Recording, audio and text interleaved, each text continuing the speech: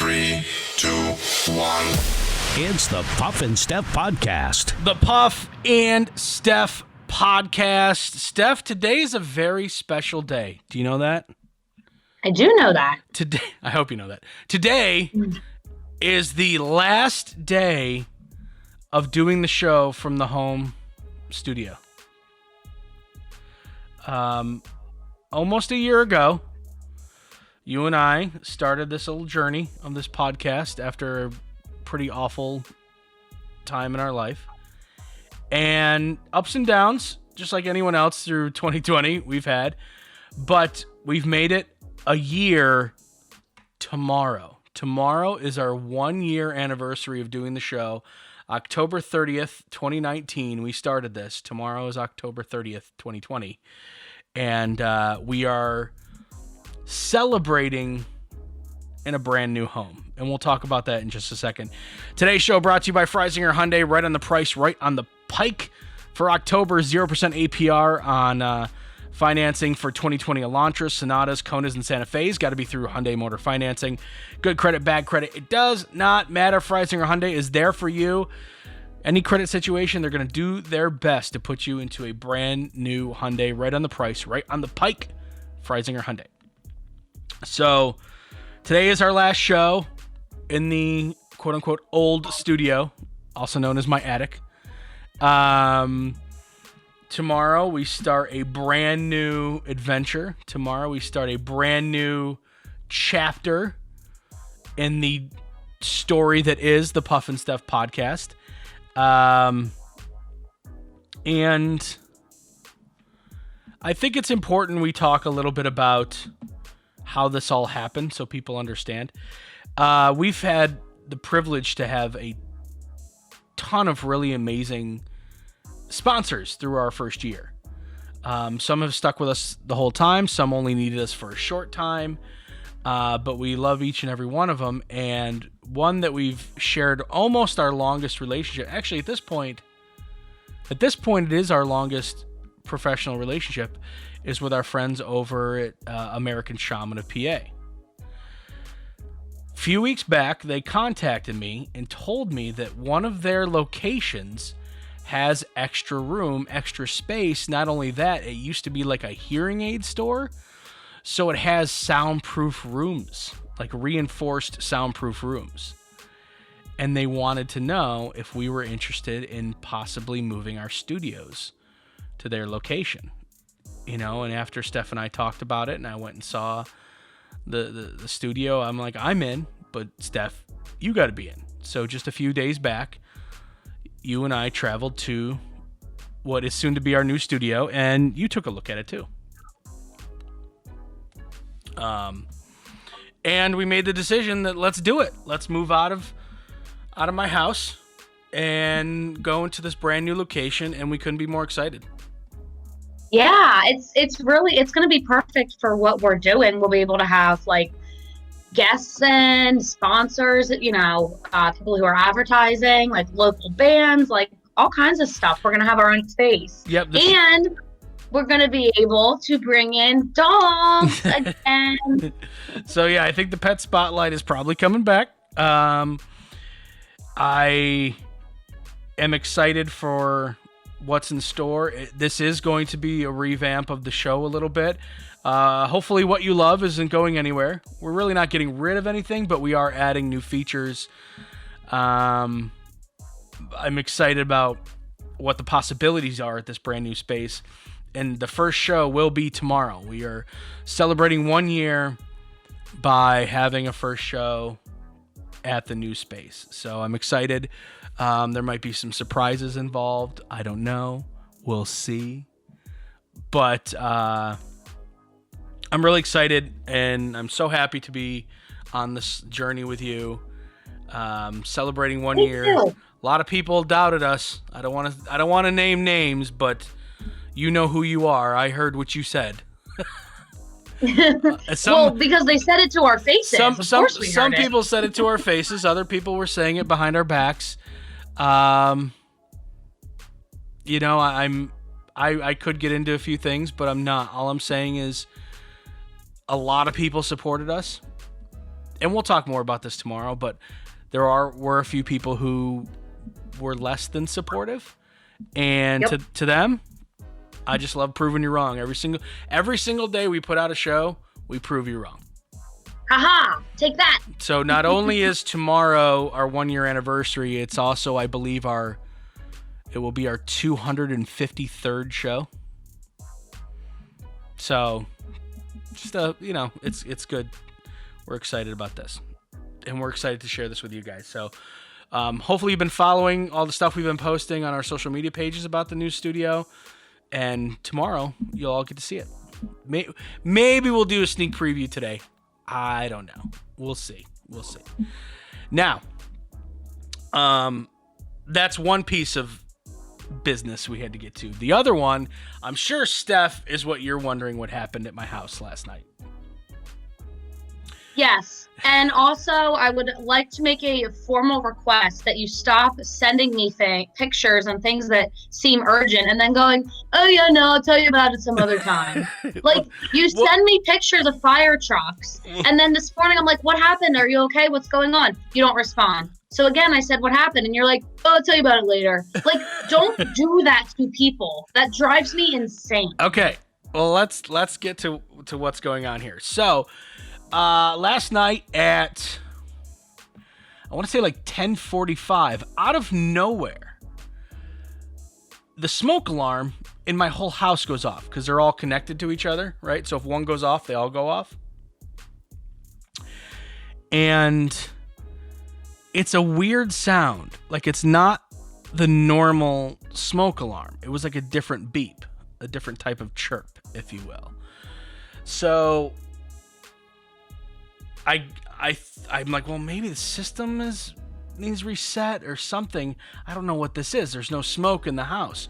Well, as I'm reading the smoke alarm, I realize it's not just a smoke alarm. It's a carbon monoxide alarm.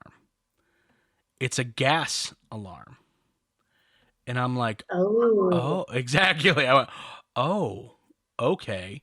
So if your carbon monoxide alarm, if your gas alarm goes off, you're supposed to call 911 and get everybody, including pets, out of the house. Because you breathe that stuff in enough, you die. So the wife was already in bed, and she got out of bed. We grabbed the dogs. I called 911, and we went outside.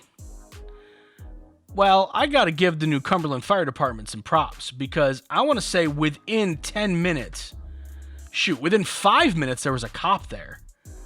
Within 10 minutes, the entire New Cumberland Fire Department was out there. I think they emptied the fire hall. They were bored or something. They sent one giant tanker truck, which is what the picture I sent to you. But they also sent like 2 other cars with flashy lights. I mean, they blocked off our block, and they went through the house with all their detectors and everything, and they couldn't find anything. They came out and said, we might have had a very, very, very, very, very slow, small gas leak from the stove. Like, the stove wasn't completely shut off properly, but it was so minute, but it was enough where the alarm could have picked it up. But yeah, they made sure that was closed off. They checked everything else. They opened up all the windows for some ventilation, checked the batteries and all the alarms. And they're like, listen, we can't find anything other than maybe that slow gas leak that probably wouldn't have done anything. Oh my gosh, that's terrifying though. Thank God your detectors were working. Well, that's really freaky. Yeah, that's what I said. I'm on the assumption that it was probably that, which means it was all my fault because I was the last one to use the stove. But way to go, Puff. I've turned on and off that stove hundreds of times. I know what I'm doing, or do I? I don't know. But apparently not. But yeah, they showed up in force. It was crazy. And one Good of the for them. Yeah, no, I deserve all the credit. I'm not picking on them at all. They did great. We appreciate it. One guy was like, I know who you are. And I'm like, oh, thanks, man. And he goes, don't worry, I won't tell anyone. I won't make a big deal. I know who you are, though. I like the podcast. I'm like, oh, thanks, bro. Oh, God bless him. That's so sweet. Yeah. Well, thank you for saving Puff and his wife and Cash and Mookie. Yeah. Are they okay? Everybody's fine. We slept Good. fine. More importantly, we woke up. That's always a good thing. Yeah. Because normally with that type of stuff, you fall asleep and you never wake up. So. Oh, my God. Yeah. That's awful. Yeah, no, that's totally awful. A lot of, there's thousands of deaths a year from carbon monoxide poisoning. So.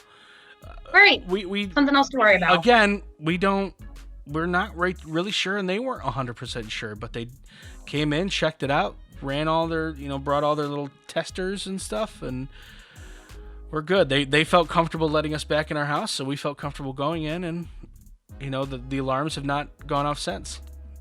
They were super nice. Go ahead, what? No, go ahead. No, I said they were super nice about it, though, because at first they were like, well, maybe your batteries are dead and the smoke alarm. I'm like, if the battery's dead, why would the whole house get set off? Normally, if the batteries are dying or dead on an alarm, it just goes beep, like every 45 seconds or something like that. Right. This was an alarm going off. So at first, I almost was like, really? We took the entire fire department out of their, out of their garage and brought them here for a dead battery? But it wasn't that. It wasn't that. Oh, good. Yeah, I didn't know you were supposed to call 911 if your carbon monoxide alarms went off. So that's good to know. Yeah, you have to, because they got to come in and check it and make sure that it's safe for you and your family to go back in the house. So they were very thorough, checked all of our gas lines, checked everything else. So, no, they did a great job, and we're very fortunate to have them. But that's what all that was about. We're okay. Sorry if I made you nervous, but if I was texting you, you have to kind of assume that things are okay. Well, I didn't think you were dead. I just didn't know what was happening. It's like those people that post on Facebook, can't believe this is happening. I'm freaking out. My life is terrible. And then someone comments like, what's happening? And they're like, oh, I don't want to talk about it. It's like, don't do that to people. FML. What's wrong? Just, things, stuff. I'll just, it's bad. Just pray for me. Okay. Yes, that drives me nuts. Tell us what's happening, or don't tell me that anything's happening. Because Steph's nosy, that's why. No, it's because I get very worried. And you're a little nosy. Mostly worried. 50-50. All right. Coming up in just a couple of minutes, friends, we got that advice column for you. It's the Puff and Steph Podcast. Freisinger Hyundai, a refreshingly different car buying experience. Freisinger Hyundai dedicates itself to customer satisfaction. From the initial sale to the maintenance you'll need during the life of the vehicle, Freisinger Hyundai treats you like family. Check out their large selection of both the latest Hyundai lineup to certified pre-owned and used vehicles. Come see how Freisinger Hyundai drives the difference and tailors the purchase process to your needs. Right on the price, right on the pike. Freisinger Hyundai, 6115 Carlisle Pike, Mechanicsburg, 717-766-8422. During this time, many are out of work and struggling just to get by. It's good to know that your friends at Capital City Buy and Sell in Harrisburg have your back. If you're in need of extra help during the pandemic, you can pawn or sell unwanted or unneeded items that you may have laying around your house, including jewelry, electronics, tools, musical instruments, and a whole lot more. Capital City Buy and Sell is open 7 days a week, and they're always paying cash. Plus, they have low pawn interest and terms if you aren't quite ready to say goodbye to your item just yet. Capital City Buy and Sell, 3517 Walnut Street, Harrisburg. Online at harrisburgpapawn.com. Great news, everyone! American Shaman of PA's doors are back open for normal operations, and they're ready to bring you the much-needed relief that you've been waiting for. They care about their customers, and their customers keep coming back for more. Steve K says, American Shaman products drastically decrease my back pain and relieve my stress in just 1 month.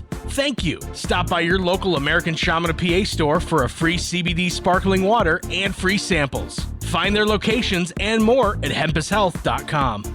Do you love saving money but hate buying one of those coupon books filled with places you'll never go to? Well, here comes Quick Save Coupons to save the day. Quick Save Coupons is an app where you can find savings for restaurants, stores, and experiences that you will love. And here's the best part. It's free. No big coupon books to buy, no websites to give your information to. Quick Save Coupons will show you all of the savings in your area right on your phone. Just go to Google Play or the App Store and download the Quick Save Coupons app. Then start saving money on many of the places you already go to. Now back to the Puff and Steph Podcast. I have a feeling that as we help Brandy here today, we're also going to be helping other people. Because I have a feeling that she's not the only one going through this right now. The holidays are coming up. Yay! Yay, except how do you deal with COVID in the holidays? It's an important question. Right. All right, got this one 2 weeks ago. Sorry we took so long, Brandy. I don't think I saw it right away. My fault. Okay. Dear Puff and Steph, I'm writing you because I'm not sure how to tell my brother that we aren't going to his house for Thanksgiving. Every year he has this big feast with about 30 people. Yes, 30. He invites family and friends. Wow, that's a big party. That sounds like a fun party. Yeah, right? I just don't know I just don't know if I feel comfortable going to that with that many people there. I take COVID seriously, and I just feel like he and the other people going are not going to take it as seriously. He says I can wear a mask, and then he'll put me and my 2 boys in another room to eat. He has to put people in multiple rooms. His house is big, but not enough where everyone can fit in one room. Okay. I do appreciate him trying to accommodate us, but I still feel uneasy about the whole situation. The problem is that he really is not taking no for an answer. He always does a big Thanksgiving, then I usually do more of a low-key Christmas, about 10 to 12 people, including his wife and his son. He made a remark that if I don't go to his giant Thanksgiving party, he won't come to my Christmas one. Oh. To be honest, I wasn't even sure if I was going to have one this year, but I think it's pretty messed up that he's saying things like this. I love my brother, obviously, but I think he's being very childish here. How do you talk to him about all this? I really do not want to go. I know this is important to him. It's his favorite event every year, but my family's safety is the most important thing to me. Thanks in advance for any suggestions on how to handle this. Brandy. Okay. There's a couple ways you can handle it, I think, personally. One, you just tell him, I love you to death, but I'm going to, my boys and I are going to have a small Thanksgiving, just us. And, hopefully that doesn't change. And whatever he decides for Christmas, you can't worry about that. You have your priorities. He has his priorities. That's one way. Another way, and maybe you haven't thought about this, is to make an early appearance. Show up mad early, maybe even help him prep, maybe just you. All right? And so you're making a point to be there for him, right? And then when people start showing up, you bow out and you go home and have a low-key Thanksgiving with your kids. Like, that could be another way where you're showing him that he's important to you, but not like you're not putting yourself in any type of peril that you think. Right, that's a good idea, because he can't say, well, I'm not coming to your house for Christmas because you didn't come over for Thanksgiving. Because she can say, no, I made an effort to be there. I was there. I was there for you. Right. At this point, I look back to my belief on personal responsibility. Okay? I'm a firm believer that we all have to right now, we're all making decisions on what's best for us and our family. For some of you, that means staying in your house, with your freeze-dried emergency food and never leaving your bunker, right? That's some of you, and that's okay. For others, that means going about your daily life. Trying to take precautions, wearing masks, social distancing, washing hands, all that good stuff. But you're not letting it completely control or affect your life as much as you can help it. I don't really see a problem with that either. The problem is when those two belief systems kind of clash. And I'm not saying Brandy's a bunker person who's like, hold up. I'm just saying that you are trying to be safer than your brother is, it looks like. I don't really have a problem with you. I don't have a problem with your brother. You guys are making the best decisions for each other and for your each individual family. So I'm not going to pick on him. I'm not going to pick on her. Everyone does what they need to do for themselves. Well, and I think that's what we need to remember about all of this is everybody's going to kind of feel a little bit differently and handle things a little bit differently. And at the end of the day, you just kind of have to understand and respect that. Yep. Like for me, I want to see my family on holidays and I don't want a pandemic to just halt my life and not let me see anybody. But for some people, maybe they're immunocompromised, maybe they're older, like maybe they have asthma, who knows? So everybody can kind of make their own decision. And it bothers me that her brother isn't more respectful of that and that he's like holding it against her almost. I like, agree. well, I'm not going to see you at Christmas. You know, that's hard. Yeah. So, I think that one of those two suggestions I made is for the best. One of them is just do what you're going to do what's best for your family, and trust that your brother's going to make the right decision. But you also said that you weren't sure you were going to have Christmas at your house. So Right. maybe this is all a moot point. Or two, if you're really that worried about you and your brother's relationship, it's kind of weird that Thanksgiving is getting, in the way. But, obviously this is really important to him. Then just show up early. Show up super early. Maybe help him make some pie or something. I don't know what you do. Right. Take something over. And then just bounce, leave. And then you're right, Steph. He can't say, well, you didn't come to my house. So I don't know. I think that's a good idea. I like that idea. Like make an effort to at least do something because he can't come at you then. That's my view. All right. Hopefully, Brandy, we helped. If you guys have an advice column, hit us up on the Facebook page or Puff at puffandsteph.com. Coming up, we talk more coronavirus. I know. It's the Puff and Steph Podcast. Freisinger Hyundai, a refreshingly different car buying experience. Freisinger Hyundai dedicates itself to customer satisfaction. From the initial sale to the maintenance you'll need during the life of the vehicle, Freisinger Hyundai treats you like family. Check out their large selection of both the latest Hyundai lineup to certified pre-owned and used vehicles. Come see how Freisinger Hyundai drives the difference and tailors the purchase process to your needs. Right on the price, right on the pike. Freisinger Hyundai, 6115 Carlisle Pike, Mechanicsburg, 717-766-8422. During this time, many are out of work and struggling just to get by. It's good to know that your friends at Capital City Buy and Sell in Harrisburg have your back.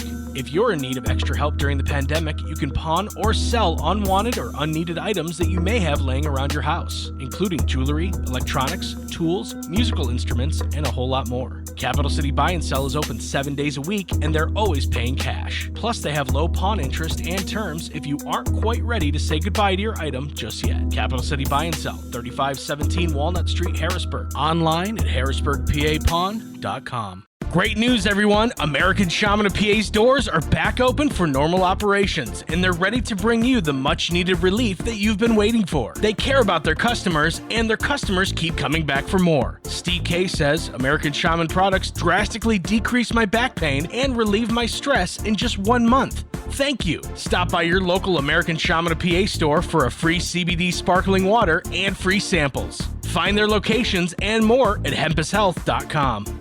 Do you love saving money but hate buying one of those coupon books filled with places you'll never go to? Well, here comes Quick Save Coupons to save the day. Quick Save Coupons is an app where you can find savings for restaurants, stores, and experiences that you will love. And here's the best part. It's free. No big coupon books to buy, no websites to give your information to. Quick Save Coupons will show you all of the savings in your area right on your phone. Just go to Google Play or the App Store and download the Quick Save Coupons app. Then start saving money on many of the places you already go to. Now back to the Puff and Steph Podcast. This is an interesting thing that I never even thought about with this coronavirus, and I need to ask, one of my best friends, Scooter, he had coronavirus, and I want to know if he feels like this. People are saying that the people that get coronavirus are saying that they feel tainted in the eyes of others because they got it. You know what? I could totally see that because my biggest fear about getting it has honestly been that people would be like, ooh, gross, like not want to be friends with you anymore. Even after the 2 weeks are over, I think some people are still like hesitant about being near that person. Even when they're not, like I've golfed with Scooter since he got the coronavirus. and I'm fine. Right. Like, for the most part, it seems like if you get it once, you really can't get it again. Now, I think there's been outliers. I don't know how many, but I think for the most part, if you get it once, you don't get it again. So I haven't been too worried. I haven't treated him as an outcast or anything like that. But people say that they feel like they've become tainted in others' eyes or guilty. Here's another one. Guilty for surviving when others haven't. This one I don't agree with. Guilty. This one I don't agree with. This one is more like... This is going to get me in trouble. You're milking it. In a way. You got coronavirus. You're fine. You know, Bill's dad got it and he didn't survive. So you're making it about yourself. Well, now I just feel guilty because Bill's dad got it and didn't survive and I did. So now I feel like, I think this is like, and again, I'm sure I'm going to get some hate for this. This is kind of like making it about yourself. That makes sense? I mean, I feel like they're making it not about themselves, though, because they're like feeling bad that somebody else didn't have maybe as good of health. I think it depends on how they express this feeling. Do they express it at all? I think the second you express it, you're making it about yourself. If it's an internal thing where like, man, I feel kind of bad for, because I survived, but so-and-so didn't. If you internalize it, you're right, 100%. I think that's normal. But if you're like putting it on Facebook or you're telling your friends like, I'm just dealing with a lot of guilt right now because I survived and so didn't, like, bro, chick, whoever I'm talking to, stop making it about yourself. Stop like looking stop looking for victim points, stop looking for pity points. Like, no one feels sorry for you that you survived the coronavirus. Right. It could be attention seeking if they're doing it in a certain way. But it is another kind of mental health issue to deal with, along with everything else going on right now, whether or not you got the coronavirus. It's just that it's another variation of shame. What to tell your friends and family. And I get that because I actually have a very close friend who is close to somebody who had it. And she made the comment the other day, like, I'm really nervous about being around so-and-so. And I said, it's been like 3 weeks since they had it. They're more than fine. The experts say 14 days is enough. And honestly, that's probably more than enough as it is. Right. And I was like, I kind of feel bad for that person because it's not your fault if you get it. Anybody is bound to get it. But I do think that people kind of look at you like, oh, he or she had COVID. You wear the scarlet letter. You have a C. You have a C on every article of clothing. Oh, they had COVID. And here's the thing. Here's the thing. Just because you got it doesn't mean you weren't being safe. A ton of people who follow the guidelines still got it. So Some people are like, oh, if I get it, they're going to think that I was irresponsible. Well, if someone thinks that they're a moron. Right.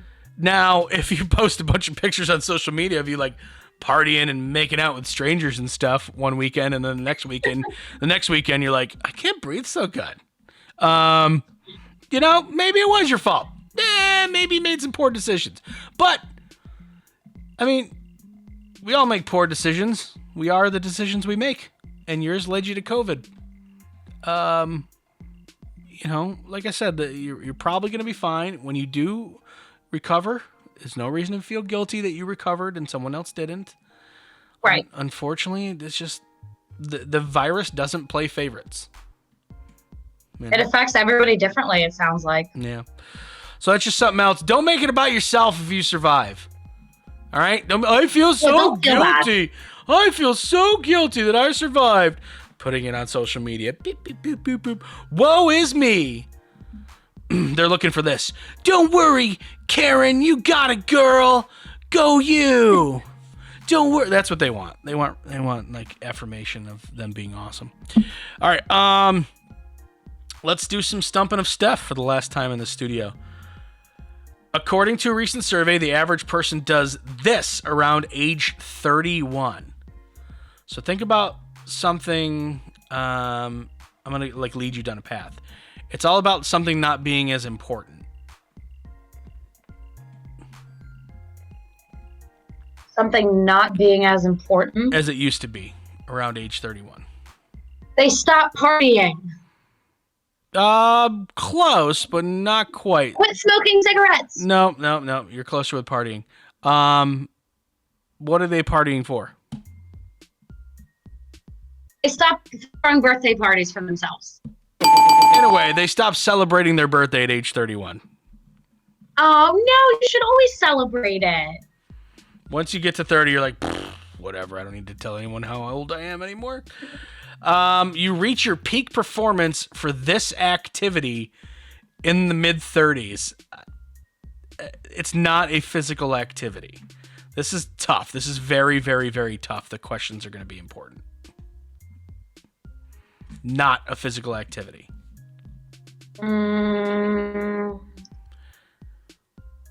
It's something. Is it something? It's something you pride yourself in. Oh no. Sleeping. No, it's not sleep. You reach your peak sleeping. Wow, you haven't even reached your peak yet, Steph? That's amazing. No, it's like I said, it's nothing physical at all. So even it's less physical than sleeping. I always thought you could get better at this, but apparently you can't. You reach your peak performance. I think let's just give you a straight up hint. The more you read, I thought you'd be better at this. So it's something that, like, intellectual. Yes. Intellectual. It's like Trivia. Your peak performance for trivia night. Nope. It requires thinking.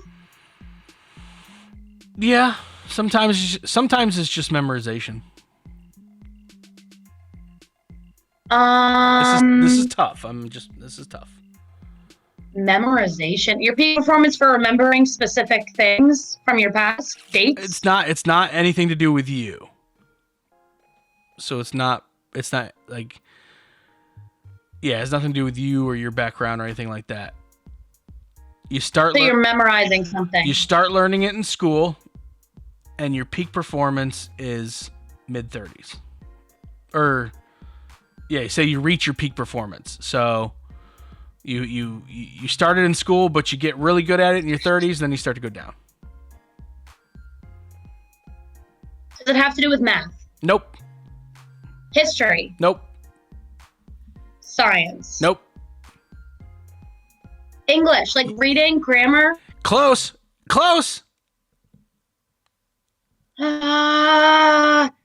Reading, grammar, punctuation, Nope. Spelling. So it's all downhill after that point. You forget how to spell things? Well, no, apparently like you're going up, and in your mid-30s, you're like, I've never been a better speller than I am right now. And then it starts to go downhill after that. Oh, great. So it's just all downhill from there. Yeah, trust me, most of your 30s is just like that. Oh, good. You know, I don't want to say goodbye to the studio yet. Let's do one more.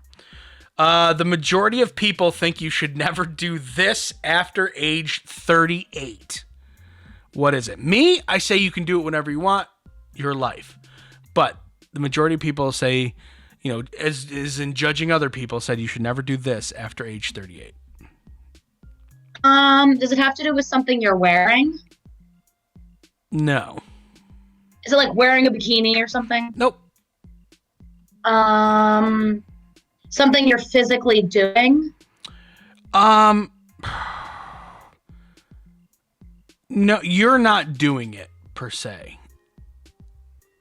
Like 99 times out of 100, you're not doing it. I guess you could do it to yourself, but most of the time other people are doing it to you. Oh, somebody's doing it to you.